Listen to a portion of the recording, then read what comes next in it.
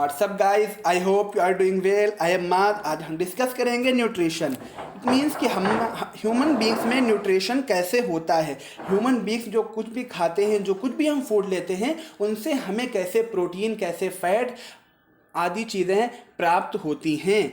और इनका हमारी बॉडी में खाना खाने के बाद जो खाना हमारी बॉडी के अंदर जाता है वो कहाँ कहाँ से होकर गुजरता है और किन किन पार्ट्स की इसमें ज़रूरत होती है और कौन कौन से पार्ट्स इसमें यूज़ होते हैं और इनसे होने वाली लापरवाहियों से होने वाली बीमारियों से हम कैसे बच सकते हैं। तो गाइस, डाइजेस्टिव सिस्टम का जो सबसे मेन पार्ट है, जो आपका पूरा जो वर्क करता है डाइजेस्टिव सिस्टम में, वो है हमारा एलिमेंट्री कैनाल, जो यहाँ टंग से लेकर, यहाँ माउथ से लेकर हमारे यहाँ एनस तक फैली होती है। ओके गाइस, तो जैसे ही हम माउथ में खाना रखते हैं और हम उसको रखते हैं तो हम क्या करते हैं, उसको च्यू करते हैं, क्रश करते हैं, चबाते हैं, क्योंकि हमारी जो एलिमेंट्री कैनाल का अपर पार्ट है, जो स्टार्टिंग का पार्ट है, वो क्या है, बहुत ही सकरा है, बहुत ही पतला है, और जिससे और हम इसलिए चबाते हैं कि वो और छोटे छोटे पार्ट में टूट जाए, हम और हम उसे आसानी से निगल सकें, आसानी से आगे पहुंचा सकें, आसानी से आगे पुश कर सकें। ओके गाइस, तो अब उसके बाद हम क्या करते हैं, ऐसा कि हम जानते हैं कि जैसे अगर किसी का ऐसे अच्छी चीज़ का नाम ले लिया जाए जो हमें मनपसंद होता है खाना, अगर उसका नाम ले लिया जाए तो जो हमारा माउथ उसमें वाटर आ जाता है, उसमें पानी आ जाता है। ऐसे आजकल हम लॉकडाउन चल रहा है तो अगर हम कहें पिज्ज़े का नाम लें, सबके मुंह में पानी आ जाएगा। तो ये पानी जो आया है, ये सिर्फ पानी नहीं है, सिर्फ वाटर नहीं है, बल्कि ये क्या है, इसका नाम है सलाइवा। और सलाइवा में एक एंजाइम होता है, एक बायोलॉजिकल कैटालिस्ट होता है, जिसे कहते हैं सलाइवरी अमाइलेज। ये क्या करता है, ये खाने में जो आपका स्टार्च होता है, वो कॉम्प्लेक्स स्ट्रक्चर होता है, उसको नॉर्मल शुगर में कन्वर्ट कर देता है। ओके गाइस, और इस क्या करता है, कार्बोहाइड्रेट्स का को डाइजेस्ट करता है। जैसे कि हम जानते हैं, हम जैसे खाना एक रुकमा मुंह में रखते हैं और थोड़ा सा खाते तो हमें ऐसा लगता है कि हमें एनर्जी मिलने लगी, जबकि हमारे खाने का पाचन तो भी होगा जाके हमारे स्टमक में, लेकिन हमने जैसे ही खाया ऐसे लगता है हमें एनर्जी मिलने लगी। इट मीन्स क्या होता है, इसलिए ऐसा फील होता है बिकॉज कार्बोहाइड्रेट्स का डाइजेशन स्टार्ट हो गया होता है हमारे माउथ से ही। ये क्वेश्चन कई बार आया है कई एग्जाम्स में कि सबसे पहले हमारी बॉडी में किस चीज़ का डाइजेशन होता है। सबसे पहले हमारा जो डाइजेशन होता है वो कार्बोहाइड्रेट्स का होता है और वो हमारे माउथ से स्टार्ट हो जाता है, और वो किसकी वजह से होता है, सलाइवरी एमाइलेज एंजाइम की वजह से होता है। ओके गाइस, अब हम यहाँ पर क्या करते हैं, हमने इसको च्यू कर लिया, इसको क्रश कर लिया, और ये जो सलाइवरी एमाइलेज क्या होता है, इसको हम टंग के जरिए पूरे खाने में मिक्स कर देते हैं। ऐसा क्यों होता है, क्योंकि जो हमारा जो आइसोफेगस है, हमारी जो नलिका है आगे की, जो हमारा ट्यूब है, ये बहुत ही सॉफ्ट होती है, और ये इसलिए इसके अंदर खाना आगे निकलने के लिए, आगे भेजने के लिए खाने को वेट करना पड़ता है। इसीलिए हमारा सलाइवरी एमाइलेज पूरी तरह से मिक्स हो जाता है और हमारा जो खाना होता है, जो हमारा फूड होता है, वो वेट हो जाता है। और उसके बाद ये हमारा माउथ कैविटी के द्वारा, बक्कल कैविटी के द्वारा ये आगे आइसोफेगस के जरिए हमारे स्टमक में भेज दिया जाता है। स्टमक क्या है, ये हमारा एक बड़ा पार्ट होता है, और जैसे ही इसमें खाना आता है, हमारा जो स्टमक होता है वो एक्सपैंड हो जाता है, यानी फैल जाता है,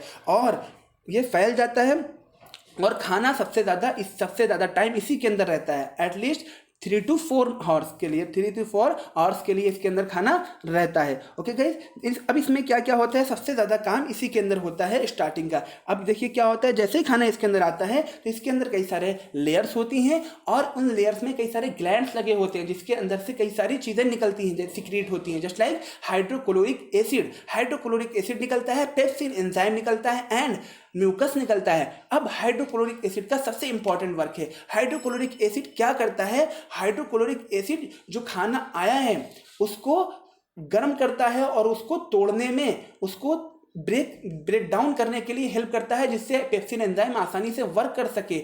और जो हमारा हाइड्रोक्लोरिक एसिड है, ये क्या करता है, जो खाने में जो भी माइक्रो ऑर्गेनिज्म, इसमें बैक्टीरिया आ गए हों, उनको किल करता है, जिससे हमें नुकसान न पहुंचे, और जिससे आसानी से हमारा पेप्सिन एंजाइम आसानी से वर्क कर सके।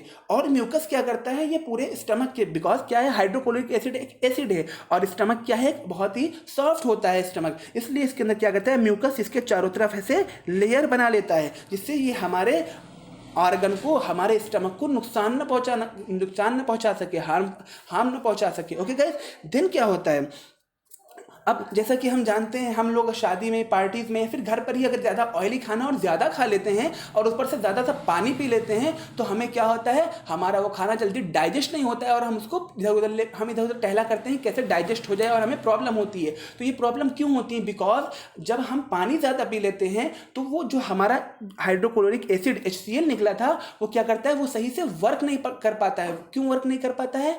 क्योंकि वो जब हम पानी पी लिए तो उसने उसको डाइल्यूट कर दिया, उसने उसको मिला दिया, उसने उसके हाइड्रोक्लोरिक एसिड अपना वर्क नहीं कर पाएगा, क्योंकि अगर हम एसिड में पानी मिला देंगे तो एसिड अपना काम नहीं कर पाएगा। इसीलिए क्या होता है, क्या होता है, हमारा डाइजेशन भी सही से नहीं हो पाता है अगर हम पानी ज़्यादा पी लेते हैं खाने के साथ और या खाने के तुरंत बाद।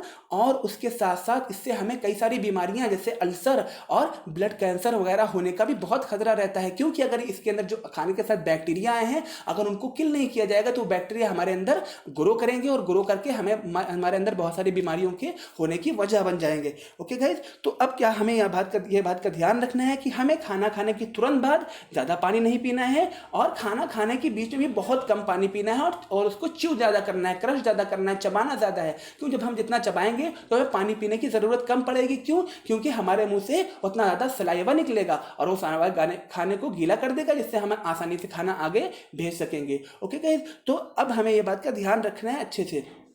अब हम बात करते हैं, अब ये सारी पूरी प्रक्रिया इसके अंदर होती रहती है, 3 से 4 घंटे तक रहता है। उसके बाद ये आपका जो फूड रहता है ये बिल्कुल छोटे छोटे भागों में तोड़ दिया जाता है, ब्रेक डाउन कर दिया जाता है, बिल्कुल अलग सी चीज़ एक लुगदी की तरह बन जाती है और उसके बाद वो ट्रांसफ़र कर दिया जाता है कहाँ पर? Small intestine. ये स्मॉल इंटेस्टाइन कहने में तो स्मॉल है, लेकिन ये एटलीस्ट 7 to 7.5 मीटर लंबी होती है, लेकिन ये बहुत ज़्यादा फोल्ड होती है, इसीलिए ये हमारे अंदर ये आसानी से आ जाती है। स्मॉल इंटेस्टाइन अलग अलग ऑर्गेनिज्म में अलग अलग साइज की होती है।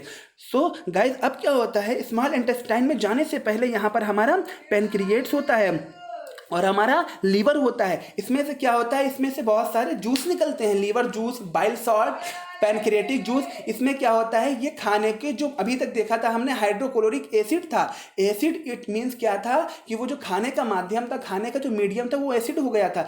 अब हमारे स्टमक के अंदर तो क्या था, म्यूकस था, लेकिन हमारे जो इंटेस्टाइन है इसमें तो म्यूकस है नहीं, तो क्या करेगा, अगर ये एसिड वाला खाना हमारे इंटेस्टाइन में जाएगा तो ये उसको हार्म पहुंचाएगा। इसलिए क्या करता है, वो खाने को अम्ली जो होता है, एसिडिक होता है, उसको बेसिड में कन्वर्ट कर देता है। ओके गाइस, देन उसके अंदर क्या होता है, हमारा जो आंत है, जो हमारी इंटेस्टाइन है, यह क्या होती है, इसके अंदर खाना पूरी तरह से फैल जाता है और इसी के अंदर हमारे खाने का कंप्लीट डाइजेशन, कंप्लीट पाचन होता है। कैसे? इसके अंदर बहुत सारे पैनक्रिएटिक जूस, बाइल सॉल्ट, इसके अलावा इंटेस्टाइनल जूस भी निकलते हैं, जो क्या करते हैं, खाने के जो फैट होता है, फैट जो है आपका, इसके लिए लाइपेज एंजाइम निकलता है। लाइपेज एंजाइम क्या करता है, जितने भी फैट होते हैं, फैट को बड़े बड़े गोलिकाओं के रूप में होते हैं, उनको छोड़कर छोटे छोटे भागों में कन्वर्ट कर देता है, जिससे वो आसानी से पचाया जा सके। उसके बाद आपका जो ट्रिप्सिन एंजाइम निकलता है, ट्रिप्सिन एंजाइम क्या करता है, ये खाने के अंदर जो प्रोटीन है उनको क्या करता है, डाइजेस्ट करता है। उसके बाद जो हमारी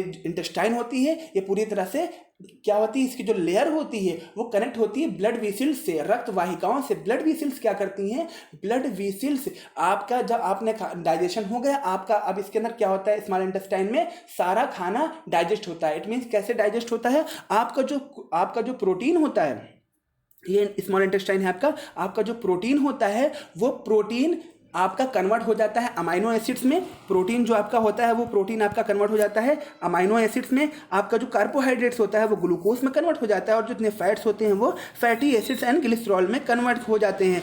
ओके गाइस, उसके बाद क्या होता है, हमारा जब आपका ये सब कन्वर्ट हो जाते हैं, डाइजेस्ट करके कहाँ भेज दिए जाते हैं, आपके स्मॉल इंटेस्टाइन के आपके सरफेस पे क्या होता है, आपका वहाँ पर आपका विलीज होती है। विलीज कैसी होती है, जैसे आपकी टॉवल होती है, टॉवल में क्या होते हैं, छोटे छोटे रोए होते हैं, उस वैसे ही रोए हमारी स्मॉल इंटेस्टाइन की सरफेस पर होते हैं और वो इस जो डाइजेस्टिव फूड है, जो आपके fatty acids, amino acids and glycerol ये सब हैं, इन सबको आपको एब्जॉर्ब कर लेती है और उसके नीचे कनेक्ट क्या होती है, ब्लड वेसल्स कनेक्ट होती हैं और ब्लड वेसल्स से खाना ये हमारे बॉडी के एक एक पार्ट तक, एक एक सेल्स तक भेज दिया जाता है और वो इससे क्या करते हैं, एनर्जी ऑब्टेन करते हैं, एनर्जी जनरेट करते हैं और जो हमारी नई कोशिकाओं को, नई सेल्स को बनाते हैं और पुरानी कोशिकाओं, पुराने टिश्यूज, पुराने आपके सेल्स की क्या करते हैं, मरम्मत करते हैं, उसको जो है क्या करते हैं, सही करते हैं।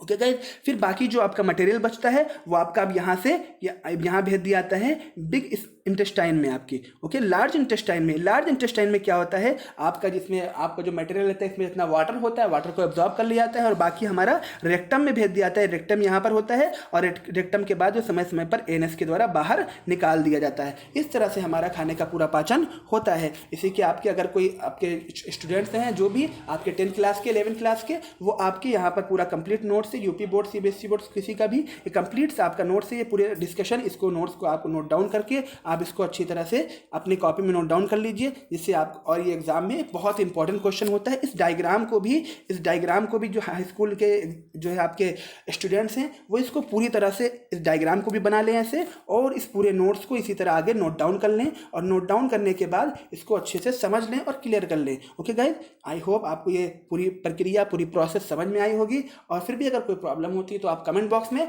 मैसेज के द्वारा इसको क्लियर कर सकते हैं, डाउट्स को अपने डिस्कस कर सकते हैं। Okay guys, thank you.